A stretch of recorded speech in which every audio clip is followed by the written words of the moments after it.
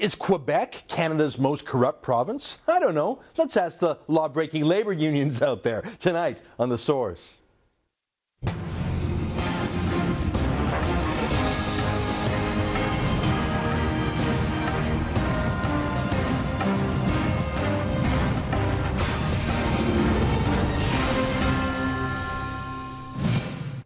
I love Quebec. I mean, who doesn't? And it's not just because I work for a company called Quebecor.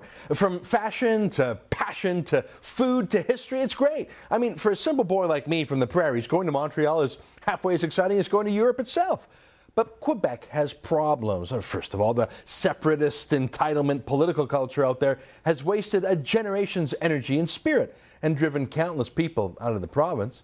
And as Maclean's magazine dared to say last year in a cover story, Quebec's politics are rife with corruption. It's no coincidence that Shawinigan happened in Quebec and ad scam happened in Quebec. I mean, some things are a matter of opinion, but others are a matter of fact. It is a matter of fact, according to Transport Canada, for example, that it costs 30% more to build a road in Quebec than it would in other provinces. Price fixing, kickbacks, and union power is to blame.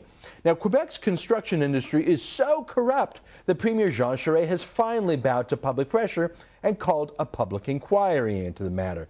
He's also introduced a bill called Bill 33, which would take away from union bosses the power to choose which workers get to work and who doesn't on any construction site. An outrageous Soviet-style status quo that gives unfettered power to unions. That power and its abuse is one of the reasons why women make up just 1% of Quebec's construction industry compared to, say, Alberta, where the number is 6 times higher.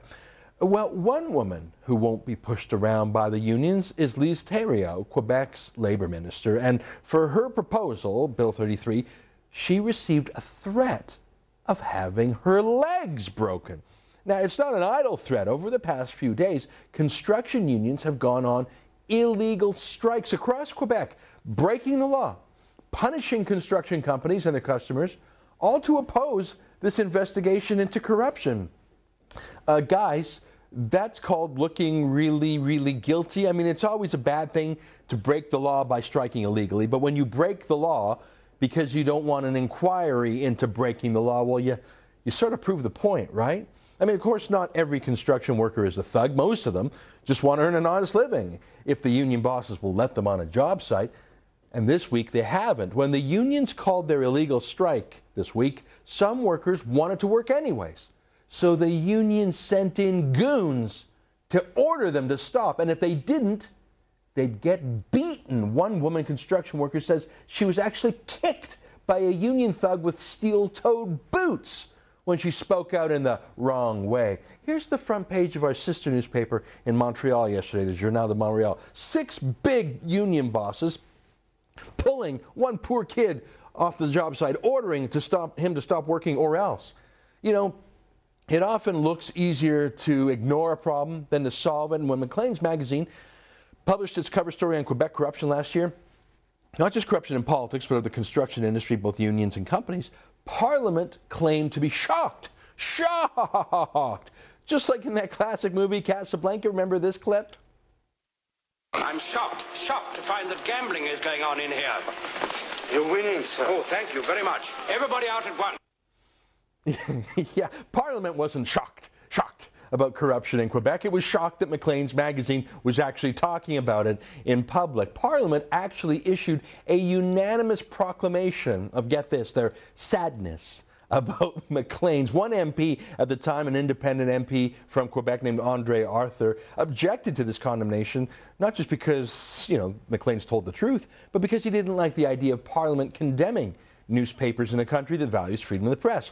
Well, when Andre Arthur stepped out of the room for just a moment, Parliament sneaked through the unanimous motion when he was out. So not only was it a disgrace, but Parliament became part of the problem by covering it up, and worse, condemning those folks at Maclean's who were brave enough to talk about the problem. Perhaps Parliament will also now unanimously condemn Lise Thériault for complaining about the threats to her life, too, or that female construction worker who was kicked with the steel-toed boots. Now, Quebec's construction industry and its unions and their political friends, the whole system needs an enema. Jean Charest has been pressured into calling this commission. No doubt he'll call an election before the results of the inquiry are done, because no doubt such far-reaching rot touches even his own party too. But let's not condemn this inquiry or hide our eyes as Parliament would have us do. Let's clean up Quebec to make it once again synonymous with beauty and history and food and language, not payoffs, bribes, shakedowns, and violence.